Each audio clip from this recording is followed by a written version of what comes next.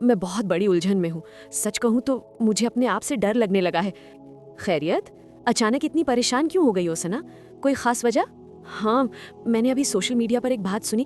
लोग कह रहे हैं कि अगर मैं पर्दा ना करूं या दीन में कमज़ोर रहूं तो मैं अकेली जहन्नुम नहीं जाऊंगी, बल्कि अपने साथ 4 मर्दों को भी घसीट कर ले जाऊंगी। मेरे वालिद, भाई, शौहर और बेटे को। क्या वाकई मेरी गलतियों की सज़ा मेरे अब्बू और भाई को मिलेगी? ये बोझ मैं कैसे उठाऊंगी? घबराओ मत। अक्सर हम इंटरनेट पर सुनी सुनाई बातों को दीन समझ लेते हैं। इस्लाम इंसाफ का मजहब है, जुल्म का नहीं। चलो, मैं तुम्हें इसकी हकीकत और अल्लाह का असल निज़ाम समझाती हूँ। देखिए, सबसे पहले ये समझना ज़रूरी है कि इस्लाम में इंसाफ का पैमाना क्या है। जो ये जुमला मशहूर है कि एक औरत 4 मर्दों को जहन्नुम ले जाएगी, मुहद्दिसीन यानी हदीस स्कॉलर्स के मुताबिक ये अल्फाज हज़रत मोहम्मद सल्लल्लाहु अलैहि वसल्लम से साबित कोई सही हदीस नहीं है। अल्लाह कुरान में सूरह अल-अनाम आयत 164 में साफ उसूल बयान फरमाता है, वला तज़िरु वाज़िरतुम विज़रा उख़रा, यानी कोई बोझ उठाने वाला किसी दूसरे का बोझ नहीं उठाएगा। अल्लाह का इंसाफ ये नहीं है कि गुनाह बेटी करे और सज़ा बाप को मिले। हर रूह अपने आमाल की खुद जिम्मेदार है। याद करें, हज़रत नूह अलैहिस्सलाम और हज़रत लूत अलैहिस्सलाम की बीवियों ने ईमान कबूल नहीं किया, लेकिन उनके गुनाह का बोझ उन पैगंबरों पर नहीं आया।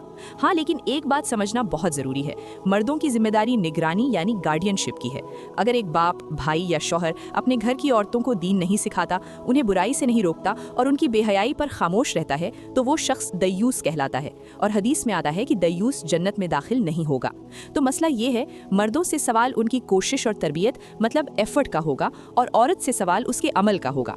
अगर मर्दों ने अपनी जिम्मेदारी पूरी की, प्यार से समझाया, लेकिन फिर भी औरत ना माने, तो मर्द अल्लाह की पकड़ से आज़ाद है। वो औरत को जहन्नुम में नहीं घसीट सकती। अल्लाह अकबर, मतलब अल्लाह किसी के साथ नाइंसाफ़ी नहीं करता। मुझे लगा था कि मैं अपने पूरे ख़ानदान की तबाही का सबब बन जाऊंगी। बिल्कुल नहीं सना, लेकिन इसका मतलब ये नहीं कि हम आज़ाद हैं। हमें अपनी आखिरत की फ़िक्र करनी चाहिए, क्योंकि कब्र में हम अकेले होंगे। वहाँ कोई रिश्ता नहीं, सिर्फ आमाल काम आएंगे। सही कहा तुमने।